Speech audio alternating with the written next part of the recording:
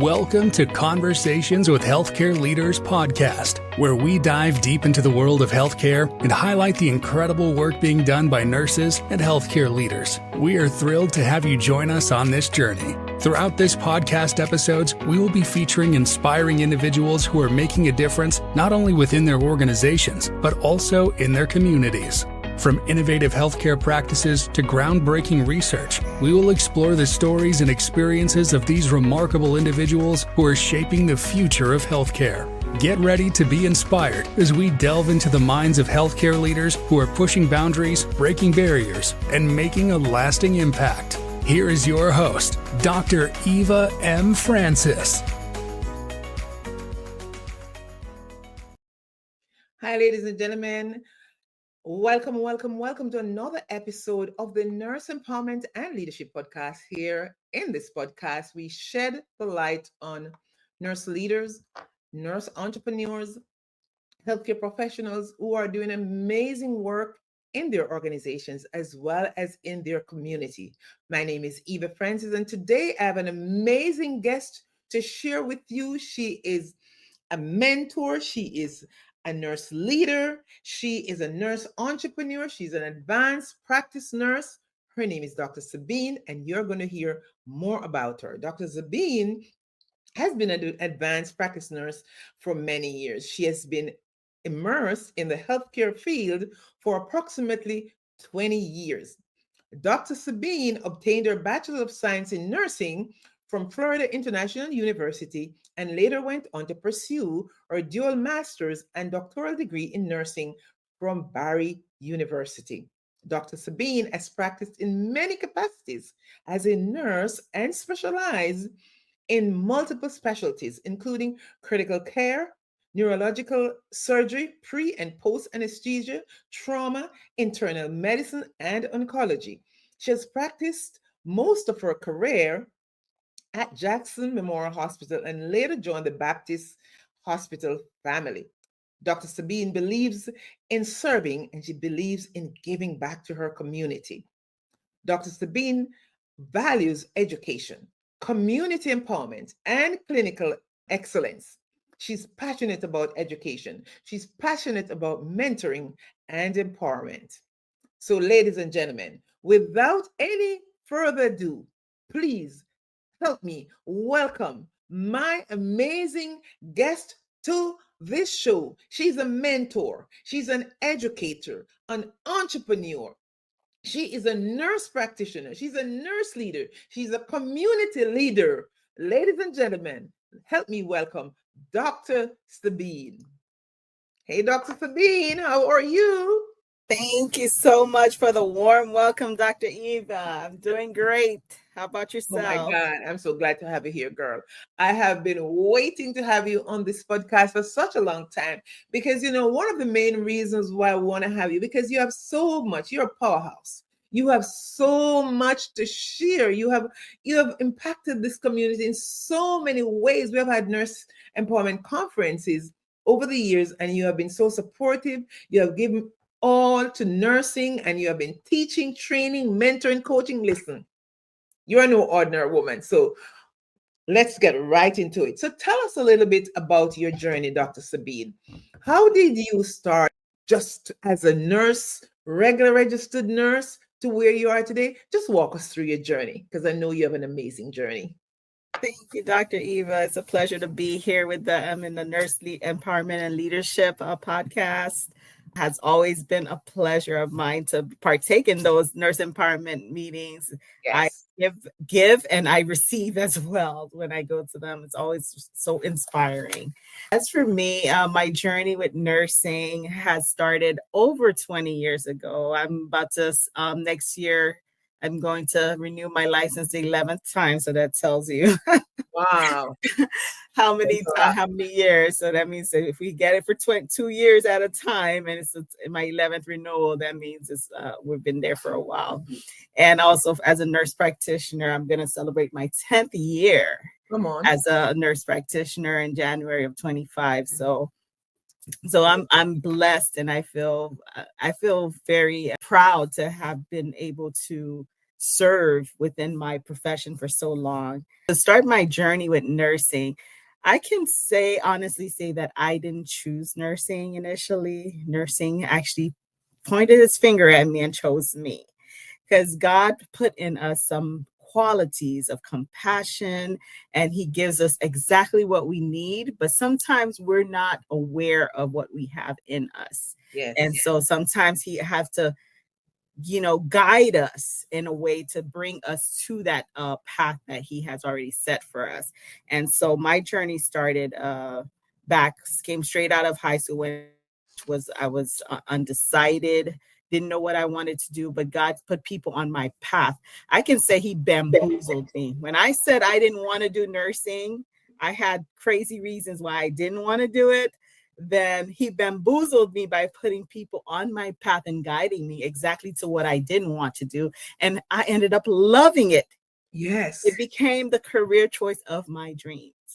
And since then, I feel humbled that God had entrusted me to care for his people in whatever capacity I can, whether it's the family I'm caring for the patient, whether it's pre-mortem care, post-mortem care, or whatever it is. I've been there, and I've had the heart to do it, and I've done it with excellence. When I just started nursing out of school, I started, we did the little internship program and kind of feeling for where we wanted to go. And I fell in love with critical care. That was my first job in critical care. I did 8 years there in the neuroscience ICU. I didn't think I liked it, but once I got it, I loved it. Yes. I loved it. I've seen so many things, cared for so many people, seen people come from being pretty much practically close to death, recovering. And it was very inspirational, and reward was intrinsic mostly. So And from there, you did mention in my bio that I've done vast amount of types of nursing, from pre and post anesthesia. And meanwhile, while I was doing that, I was in school. So working full time and going to school in a graduate program, a doctoral program, was extremely difficult. But by God's grace, I was able to overcome that struggle and complete my studies to further my career into the advanced practice realm. From there, I did a little bit of neurosurgery. I did some internal medicine as a hospitalist, and a little bit of oncology. I did some community health and wound care, a lot of different types of practices that I've gained expertise in or experience in, where I'm not blind to anything really. I'm an all-around nurse pretty much. wow, that's amazing. This morning I heard someone said that as nurses, we are in a place in a box. We are not sitting in a box. It's like nursing is like a launch pad. And I heard that from Dr. Jose Arnold this morning. I think that's such a powerful statement. It's a launch pad, because look how many places and look how many different departments that you have worked and the different lives that you have impacted. You have done critical care, you have done neurosurgery, you have done the community, you have done education, you have done so much. And that is one of the reasons why I encourage, if you love somebody, like love people, like I always tell my students, you love people. Nursing is a great profession for you to be in. Go in the healthcare arena, because the facet of nursing is so vast, because we can go in Absolutely. so many different areas, and the reward is so amazing. You can go from the bedside to the boardroom to business, and you never get tired of the changes. If you are tired of one area, you can make changes. And that's Absolutely. about nursing. That's the great thing about the launch pad of nursing. So tell us a little bit about some of the struggles that you have had over the years, because I know that even though we enjoy nursing, we love what we're doing, but it never comes without any struggles. There are struggles in it and challenges. So tell me a little bit about some of the challenges that you've faced over the years. Well, Eva, every step of the way, we're going to meet areas where we're thriving in our career, and other times we may meet some obstacles that we will have to face and overcome. In my career path, I think I believe in the beginning years, I was thriving like crazy because, as a new nurse coming out there, I felt like I had no inhibitions. I wanted to do it all. I wanted to learn it all. Yeah. And I did what I could. And I did it with excellence. I did it with joy in my heart. And I still am doing everything that I could with joy in my heart and with compassion for my clients, because they're the ones on the winning end when it comes to me. If they're on my watch, they're going to be on the winning end. Right. And nursing has been both intrinsically and extrinsically rewarding. Personally, I felt proud. I felt accomplished to provide the care as a caretaker, to help my students as an educator, and even as a student myself. As I was going through different levels of my career, I had to I felt rewarded, and financially it was rewarding extrinsically, and with recognized my hard work. It did bring forth some different awards as people recognition.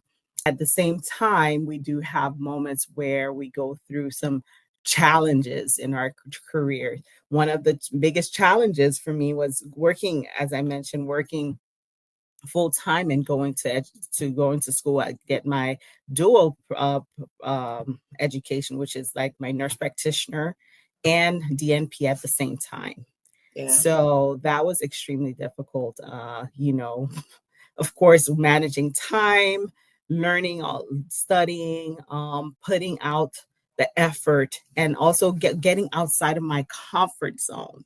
Yes. to do my DNP, a research project in the community, to advertise it, go through IRB, write a book, with multiple chapters, meeting with an advisor weekly every 2 weeks. And, so that really pulled me out of the comfort zone of just working, out of the comfort zone of doing the practical aspect of things. It intellectually, it pulled me out of the comfort zone that I was normally used to, thinking outside the box. And that was one of the biggest challenges that I've overcome.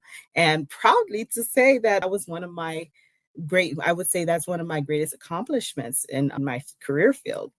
Secondly, as we grow in our profession and we have different, we're working with people more on a one-on-one basis.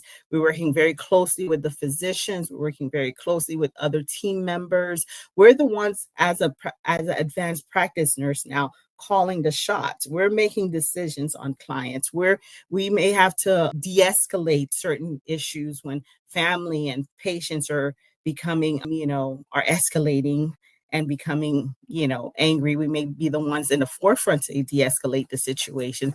We may be the ones in the forefront to make certain decisions that could be life-saving decisions or otherwise. Those were some of the challenges that I had to deal with.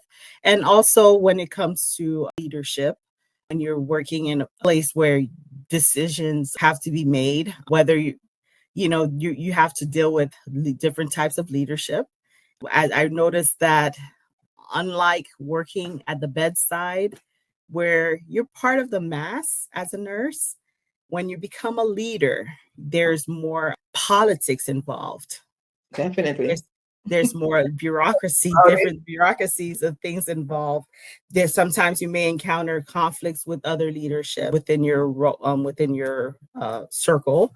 You may encounter injustice. You may encounter discrimination, where before I never really encountered those things. So going through it for the first time, going through it in my lifetime, it was very challenging to understand what's going on. And sometimes it requires having someone that you can call on and say, hey, what do you think is going on here? What's happening on here? This is what's being said. This is what's being done. And can you give me a big picture of what's going on in administration, what's going on behind the scenes, so I can have a better view? Thankfully, I had you, Eva, that I can reach out to. And, I had other friends that were able to guide me through those seasons. But I recognize that it is a season that is there to build you as Yes. an individual and not necessarily to destroy you. One of the biggest lessons that I've learned going through these difficult emotional situations is forgiveness. Forgiveness, because when you encounter injustice in any way, you have to be the bigger person to forgive. And forgiveness is not for the other person or for the other or the institution or anything, but it is for us as an individual that we want to choose to let it go and to move forward into our destiny. Yeah, that's awesome. Tell me a little bit about the forgiveness. So you're talking about forgiveness within your scope of nursing, within your in your organization when something goes wrong with another colleague. Tell me a little bit about it, because maybe someone out there is encountering this, something exactly that need to forgive someone in the nursing field. Maybe someone out there needs to forgive someone. And I just want to hear your perspective and exactly, what you are not necessarily what you're referring to, but share a little bit about forgiveness in nursing, I should say. Absolutely. Anytime you're working with other people, there will be conflicts, whether you're the cause of the conflict or not. And so, not to say that sometimes, other people are not, people are definitely have more than one person working together with. Different personalities may clash, or maybe they're just the fact that they don't like you or you don't fit in, because I learned that in learning in the leadership realm, not every single time that you're going to fit in with the group of people that you're working with. Have to be flexible, but you will not always fit in with their ideology or what they believe, their philosophy of life and how that you should do things. And perhaps maybe it's an integrity issue.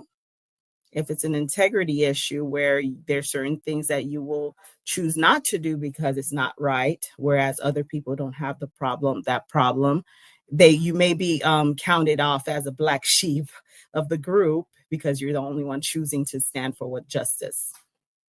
Yeah. And so sometimes these things will happen where you're singled out. Sometimes things will happen where you're being targeted.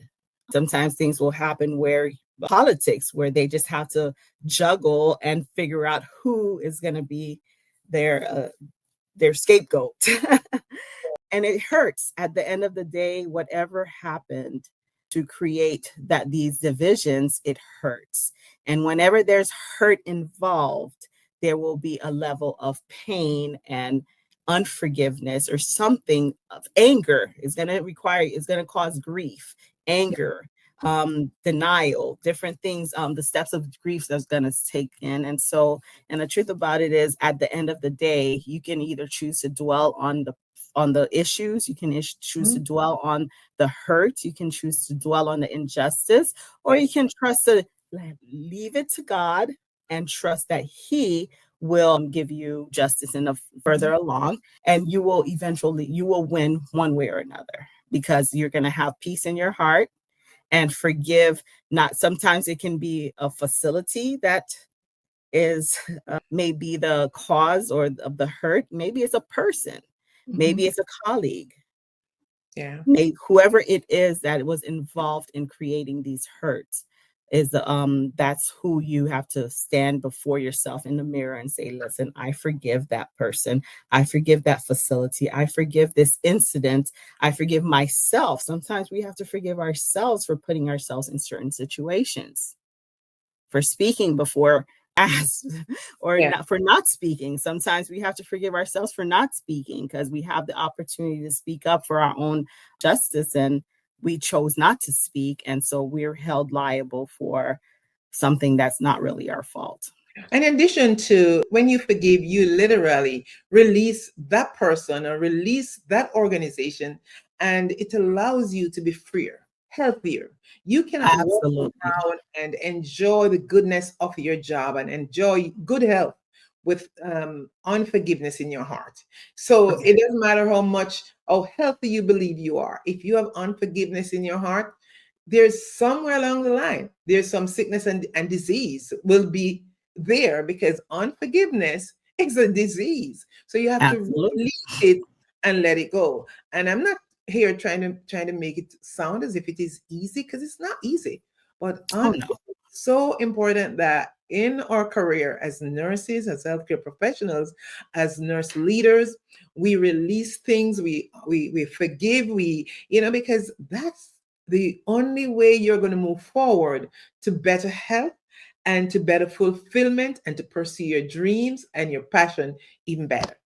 So Absolutely. I like that about forgiveness. I want to ask you, Dr. Sabine, because there are many nurse practitioners out there who will be listening to this podcast and they are thinking that, I have a bachelor's degree. Should I go straight to my doctoral degree, or should I do a master's degree first, or what should I do, or should I do a PhD? What's your take on the educational journey? Should they go into DNP, PhD? Should they get some amount of experience at the bedside first, because some of our nurses, they may just finish their bachelor's degree and they want to go on straight onto nurse practitioner and the doctoral program.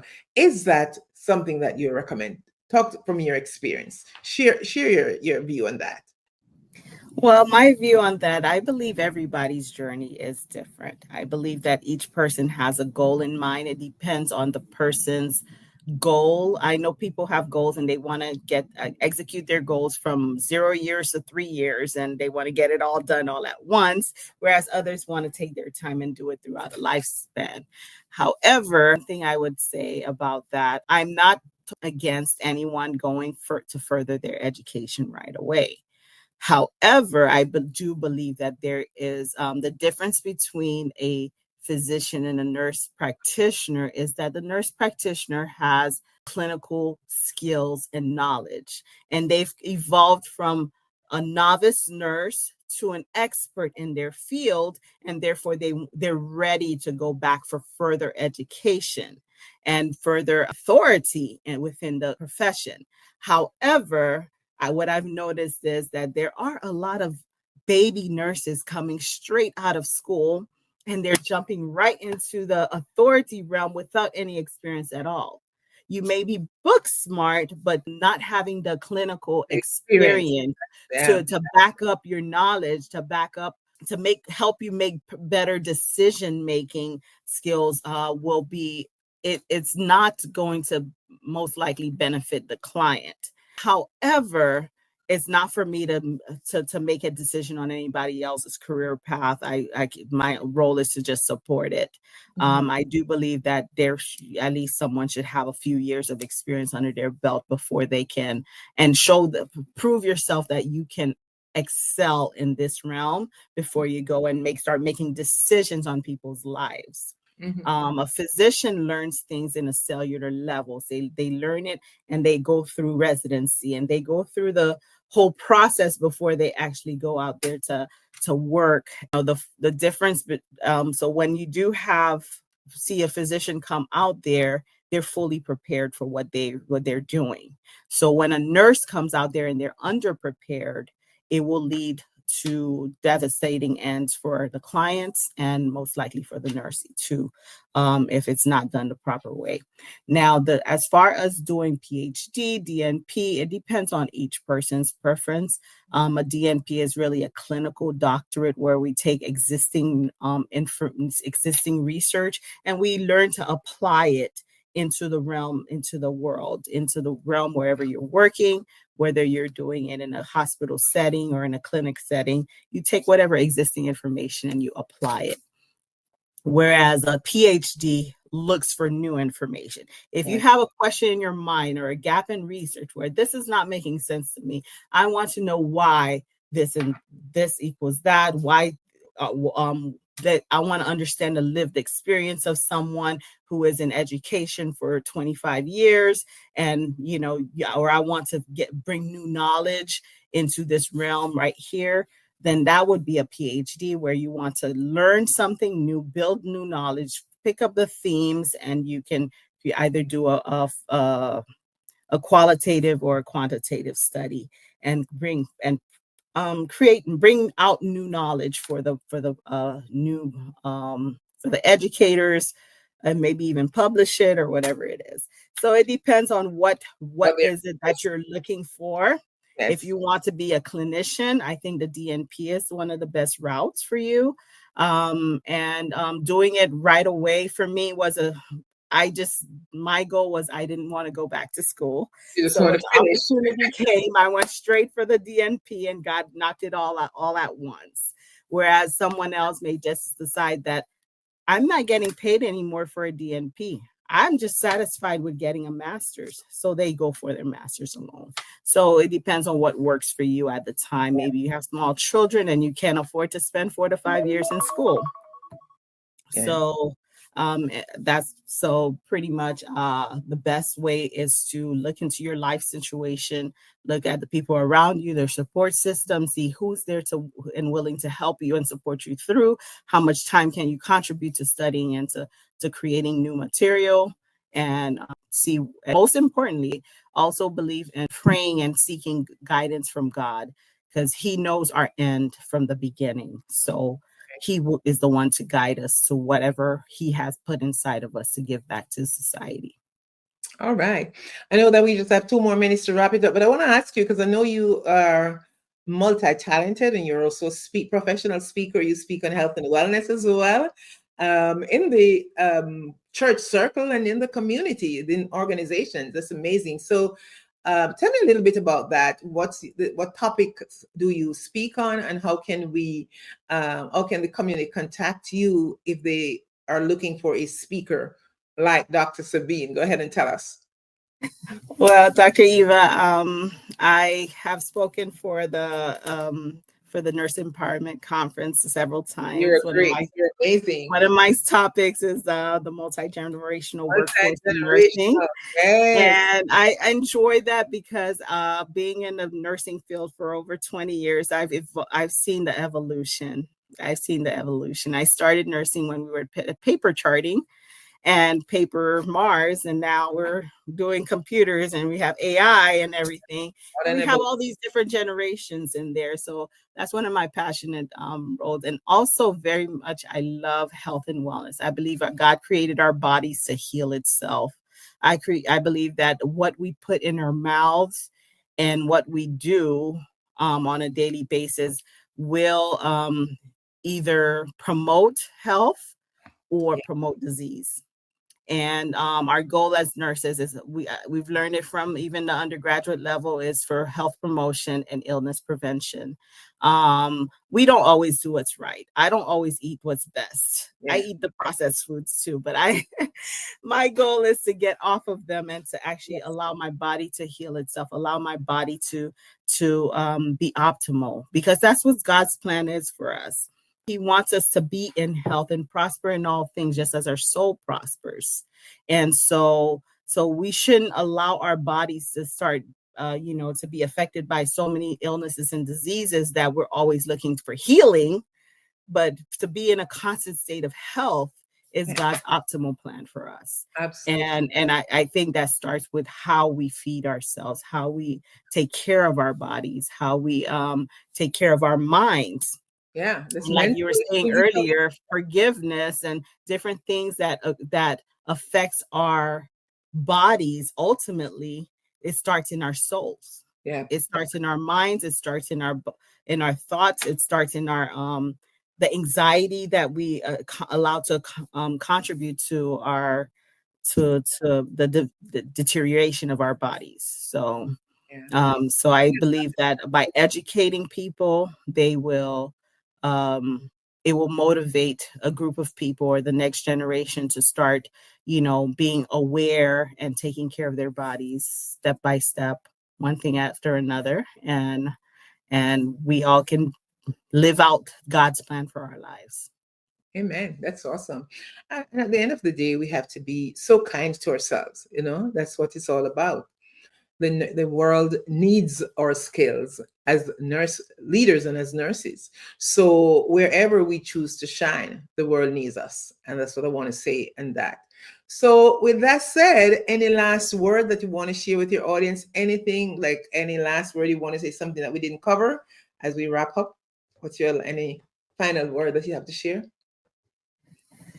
I think we covered a lot about my journey and how the ebbs and the flows, the good parts, the thriving parts, and the parts of some of the negative parts, and just being transparent. I think can really help other people be real with themselves and overcome some of the difficult obstacles that we may face as nurses and as not necessarily just nurses but healthcare professional or whatever profession you're in and whatever leadership role that you are uh, a part of. Awesome. What one word, a word that has guided you throughout this your journey? One word that you can say you use that word to guide you this year or last year or whenever. Just share that. What one word would you say has helped you? I would say trust. Trust. Trust That's in a good God. word. Trust. Yeah, Thank you you so have to much. trust that everything will come out right. You have to trust that everything will turn out good. You have to trust that that this is not the like wherever you are in life, there's always better, there's always greater, there's Trust. other, you're going to meet better people, you're going to meet people that's going to get you to help you get to your destiny. You have to just trust that God will order your steps and lead you to where you need to be.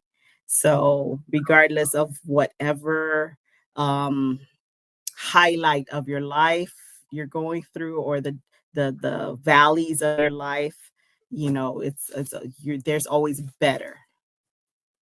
You just Awesome. look forward for to the better. Look forward for the better. And there's always a way for you to trust those around you. That is so awesome. Dr. Sabine, it has been a pleasure talking with you today. I've learned so much from you, and I know that the audience out there, many of them would like to connect with you, for you to share, to speak in their organizations, in their facilities about leading in a multi-generational era or health and wellness. How can they get in touch with you? Share how they can connect with you. My email is well, it's my name, S Saintable, ARNP. That was before they changed it. Before they changed it to APRN. But so my email is SSAINTABLEARNP@gmail.com. And on that email, you could reach me and I'll respond with a. All right. Are you on social media, on Facebook or LinkedIn or Yes, anything? I'm Yes. also on social media. I'm on Facebook and Instagram. I'm on LinkedIn as well as Sabine Saintable, my first and last name, as written on this All right. podcast. Awesome. So you can connect with Dr. Sabine anytime, ladies and gentlemen. That wraps up an amazing session. This is a good one. So listen, make sure you subscribe to our podcast so you will never miss another session, because I have some more amazing speakers coming up, especially in 2025. Listen, we're not just scratching the surface. We are going all in. Dr. Sabine, it has been a pleasure, and thank you so much for your time. And I'm sure we have to call you back for part 2. All right. God bless, and you take care. And I will speak to you another time.